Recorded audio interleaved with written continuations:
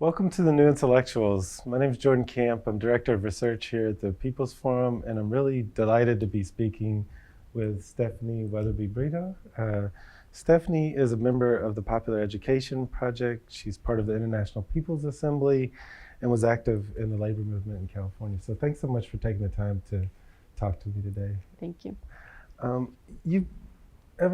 As I just said, you've been involved in labor and social movements in the U.S. and Latin America, and you're currently working on an MA in Brazil. And so I want to start by just inviting you to talk a little bit about your research. So I'm studying the way in which work is basically changing in today's economy, and specifically studying service work and hotel workers. I was part of the Hotel Workers Union when I was involved in the labor movement in California. And one of the things that I think became really clear to me is that most people today are working in either restaurants, they're working in retail, they're working in a variety of different jobs that are in the service sector. And that the labor movement has struggled to be able to cope with that change. Most service workers are not part of unions. They're not involved in any kind of process to organize and to fight for better rights. And I think that that partly has to do with the fact that we still haven't really understood how work in the service sector is different from industrial work, decades ago. And so what I'm trying to study is just essentially what's different about this new kind of work in a way that can help us to become better organizers and that can help us to think about the labor movement in a way that also incorporates service workers. So during this time while you're working on this project in Brazil, you've been witness to a pretty massive transformation with the rise of Bolsonaro, an intensification of political repression, and also kind of consolidation of the right in the Americas. Can you talk about this experience and what you've witnessed in the last couple of years? Yeah, so I actually moved maybe about 3 months before Bolsonaro got elected. And so I've been able to sort of see how that has sort of taken shape in Brazil. And one of the things that I think is really interesting is that, so clearly what we're seeing is the rise of an extreme right in Brazil, which doesn't start the moment he gets elected, like it precedes, and there's been a movement of the ultra-right that has been forming. But I think that one of the things that's interesting is that there's some parallels between the rise of the ultra-right in Brazil with the rise of the right here in the United States. And there's a couple elements that I think are parallels, even though clearly there are different situations in many other ways. One of the ways is the way in which racism has been functional to the project of the right in Brazil, similarly to how it's been in the United States. And in Brazil, the way in which they've articulated this really racist discourse has been in some ways very overt, but also under the pretext of talking about law and order. A lot of what has motivated the people to vote for Bolsonaro and to sort of join the ranks of the right, either very actively or maybe less actively in terms of not being, so hardcore right, has been this idea that life in the country has become unbearable because of crime. And, the subtext to that narrative about like what's making life in this country impossible is a very racist, narrative. The idea that it's that Black people are fundamentally criminals and that there's a justification for the police to be basically executing Black people. And so the project of the right is very linked to that kind of discourse. And, I was living in the United States when the movement in Ferguson took place. And it's, the issue of police brutality is also a huge issue in Brazil. I mean, just to put it into context, the state of Sao Paulo, where I live, had killed more people in 1 year, the police, than the police of the entire United States in 1 year. And so, there's like certain parallels there in terms of racism. The other thing is patriarchy plays a huge role in the rise of the right. And it's very linked to the growth and the growth of the political power of evangelical churches in Brazil, which have had a very strong reaction to everything from the LGBT movement to the idea of women leaving the home. And so a lot of the discourse that segment of the right is articulating has to do with the evangelical church. And I think that we see that parallel here in the United States too, that the church, the extreme right, also has some clear ties to the church. Another thing is that the media has played a huge role in Brazil in redirecting the narrative and making people think about the problems that are happening in the country and in their lives in terms of corruption. That's been the biggest, that was one of the things that brought Bolsonaro to power. The idea that the key problem in the country at the time was not issues that had to do with the economy, not issues that had to do with social problems that have to do with injustices that have been around for a long time, but that corruption, that the PT, that the Workers' Party had put into place. And the media had a key role in enacting that sort of discourse. And I think that we see that in the United States as well, where like the media plays a very functional role in explaining the way people are, like the problems that people have in their lives in a way that's going to disempower them and make them, you know, and move them towards the right, which is what we saw in Brazil. And the other thing is that, I mean, I think that one thing that has to be said is that the rise of the right in Brazil is connected to an imperialist project. You know, there are natural resources in Brazil. There's petroleum that was discovered offshore, and there's also, you know, just like an immeasurable amount of mineral resources in the Amazon that a host of corporations from either the United States or Canada or Europe are interested in exploiting, and that they weren't going to be able to do it if they didn't have a government in place that was going to be able to basically clear their way to do that. And that's what the Bolsonaro government essentially has been willing to do. And so this whole project to take the PT out of power was, yes, there was an interest in the ruling class in Brazil to do that, but there was also US and imperial interests in doing that as well. And so I think that that's something that's really important to underscore. And, you know, for people that are concerned about what's happening in the Amazon and what's happening environmentally, I think that it's really important to know that this has to do with, you know, the exploitation of natural resources that, you know, Brazil is being really preyed to. I think people know this, or if they don't, I think it's important to know that there's been 2 very serious mining disasters in Brazil over the past 5 years that have destroyed, you know, a host of towns, that have contaminated rivers, that have killed lots of people. And it has to do with the exploitation of mineral resources without any kind of consideration for how that's going to affect people's lives. You know, you talk about the events in Brazil representing an intensification of imperialism, and you know, we look back to 2019, and of course in the region, a coup attempt by the Trump administration, backed coup attempt in Venezuela, a coup in Bolivia, and you know, these events have led some analysts to suggest that we see an end of a progressive you know, protest wave, or you know, so-called decline of the pink tide. Is this correct in your assessment? I don't think so. And I think, first of all, because I think that sometimes where that assessment comes from is also the idea that maybe those experiments were fundamentally flawed, or maybe there was too many contradictions internally. Like there's a little bit of a subtext of like, oh, it didn't work, you know. And I think that, again, it's really important to underscore that although all of these processes had contradictions, had internal challenges, US imperialism has played a fundamental role in taking them down, yeah? Like they haven't collapsed because of their own wrongdoings, which is not to say that there's valid critiques that can be made of any of these different projects, but that hasn't been the fundamental reason that the region has seen a rise of the right, and that these projects of the left have been threatened. So I think one thing is that. 2 is that the amount of like infrastructure in terms of social movements and political consciousness that period built over many years cannot be done away over the course of 3 or 4 years, yeah? And that's what you see when you see the mobilizations that have been happening in Chile.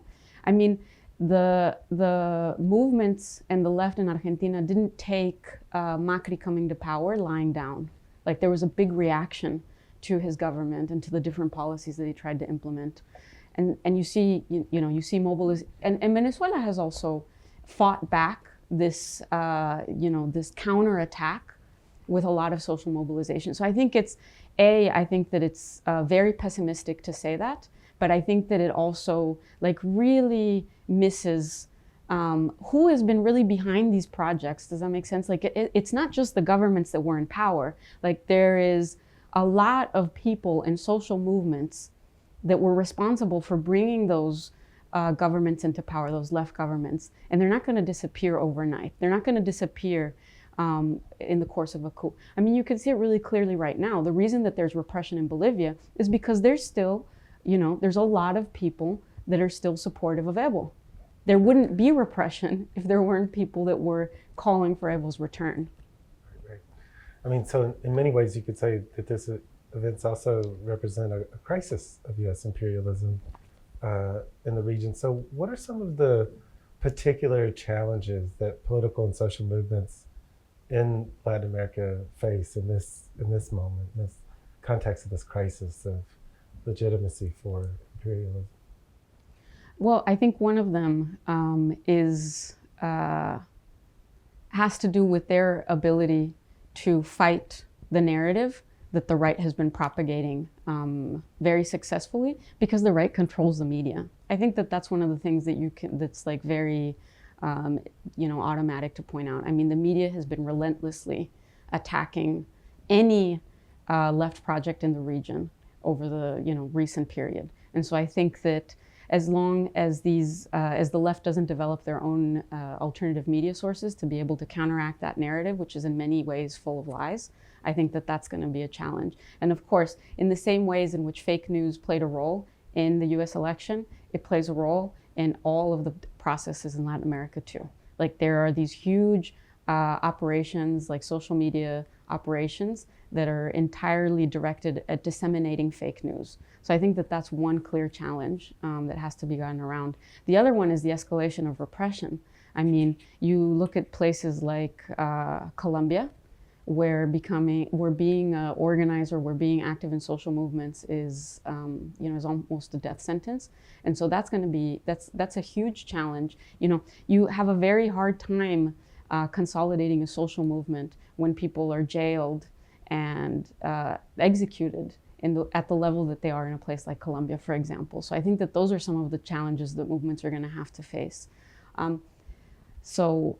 And it also kind of highlights the role of why solidarity from around the world is essential. Like the kinds of human rights violations that the right is affecting against the people in a variety of different places in Latin America can't become stories that don't get heard around the world. Because if that continues, then the situation is not going to get any better. It's going to get into a deeper crisis even. What message do you have for people's movements in North America that are seeking to be in solidarity with the people's movements in Latin America, in Brazil, and Venezuela, and Bolivia, Chile, and beyond? I mean, one thing is that the most valuable thing that can be done from the US is to build strong social movements in the US. And I think that the biggest thing that I have to say in that regards is that this is not the time to be pragmatic and to think about social change in terms of what's possible within the near future and what's winnable in the short term. I think that there's a strong tendency to think about social change in terms of like campaigns and what can we achieve within a short period of time. And I would insist that that is not the time for that. Like we need to be thinking about long-term projects that actually build the kind of political force that is necessary for us to push the agenda that we really believe in, and not the agenda that we think is possible to win within the next 2 to 5 years. I think that the level of crisis that the world is in is not the moment to try to cut deals that can get us to survive another day. That's not good enough anymore. We need to be thinking of projects that take a lot longer to build. And I think in that regards, I think that everybody needs to be, we need to be making a really serious commitment to those kinds of projects. We need to make a serious commitment to averting the kind of crisis that humanity literally faces right now. Like, and again, if you look at how serious the situation is around the world in terms of environmental devastation, in terms of war, in terms of the masses of people that are being pushed out of work and have no hopes of making a livelihood, these are not things that are going to be solved with a campaign that can be resolved within 5 years. You know, this is going to require a much longer project for transforming society. And I think that that's the way that we need to be thinking everywhere in the world, but I think specifically in the United States, we have to be committing to long-term projects of social transformation. So I'd be remiss not to ask you to reflect on the importance of popular or political education in the process of this long-term social transformation that you were just describing. I think that the thing that we have to think about when we think about the importance of political education is the fact that the right is always doing political education. And what is political education essentially? It's the way that people understand the world, the way that people understand their lives, the way that they understand the problems that they have in their day-to-day lives. And the right is endlessly providing people a certain narrative, information, and a way to understand the world that is favorable to a right-wing project, even though it doesn't seem that way because people have become, like, we've accepted some of those narratives so naturally. It's everywhere. It's in advertising, it's in the news, it's in the material that we study in school, it's in television shows. Like, there's a certain set of values and ideas about how the world works that are implicit in all of that.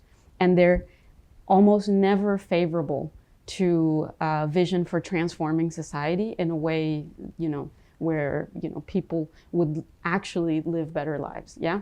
And so if we're not doing political education, then the right is doing all the political education for us. So I think that that's what's key, is that we're not going to be able to transform the world until people are convinced that the world needs to be transformed. And it's not, and that kind of social transformation that I'm talking about, that's going to avert the crisis that we're facing, is much deeper than something that can be won, through a short campaign or something like that. It's going to require that we really understand, you know, why is it that so many people are being pushed out of work? Like, why is it that the streets around the world in many big cities are being filled with homeless people? Like, why does homelessness exist? You know? And again, the right has an answer to that, yeah? But that answer is not truth, you know? It's not the real reason why those things are happening. And so if we're not educating ourselves and if we're not educating people around what is the reason that the Amazon is on fire, what is the reason that,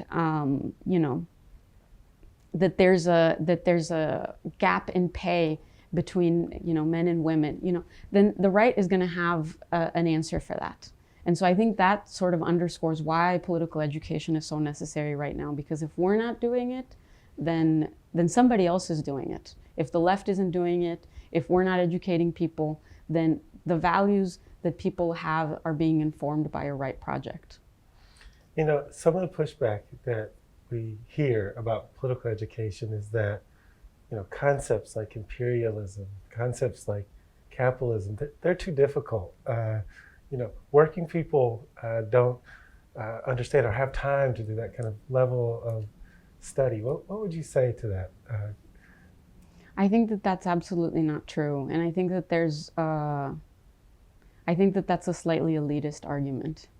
I think that the idea that that you need a sort of like a pricey education to understand these concepts is false, because they're processes that are real in people's lives, for one. And the other thing that I think that there's something really interesting to be said about this idea that, like, oh, working people don't have time to study. The rise of the evangelical church has a lot to do with instituting processes of study among the people that are quite deep. You know what I'm saying? Like, I see this a lot in Brazil. You see people riding the subway during rush hour reading the Bible. And so I have a hard time believing, you know, sort of buying this argument that, like, oh, working people don't have time or desire or the ability to read. Yes, they do. If we build a process that makes reading accessible to them and that makes it so that they understand it as something that is important in their life, then they will do it.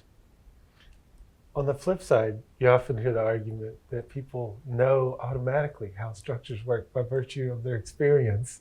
Mm-hmm. And, it's just kind of intuitive or something like this. Is that a correct assessment? Or? You hear that a lot. In my experience, you hear that a lot from people who themselves have done political education. Like, they've read a lot. And so I think that, again, one, I think that people do not intuitively know how the system works. I think that people intuitively know that the system is unjust. Yeah? I think that people intuitively know that the system doesn't work for them. But I think that people have been denied the information. Back to what I was saying, the right is consistently, endlessly performing their own political education. And so when we say people intuitively just know these things, we're really undermining the project of the right to educate people, to make them think, and to give them a certain understanding of the world. So I think that that's one. People are bombarded daily with a series of explanations about how the world works that are not truthful. But I do think, yes, people instinctively have a sense that this is not the way things are supposed to be. But I think that, again, we shouldn't undermine the insidiousness of these projects of the right that seek to, build people ideologically, instill a certain set of values, because they go really far in terms of demobilizing people. I think that that's their essential goal. And so I think that when people say, well, yeah, people intuitively know how things work, the logical follow-up to that would be that then they would spontaneously be taking action to confront that, and that's not the case. Yeah. Every moment in history where people have stood up to confront injustice, there's been an organizing process. When it's been successful, there's been a process through which people have gained consciousness and where people have come together to figure out how to confront that injustice. It hasn't happened just sort of spontaneously out of people's instinctive knowledge of what's right and wrong. Thanks so much for joining us, Stephanie. And please stay tuned for upcoming episodes of The New Intellectuals, which will feature conversations with Jody Dean, Christina Heatherton, and more. See you soon.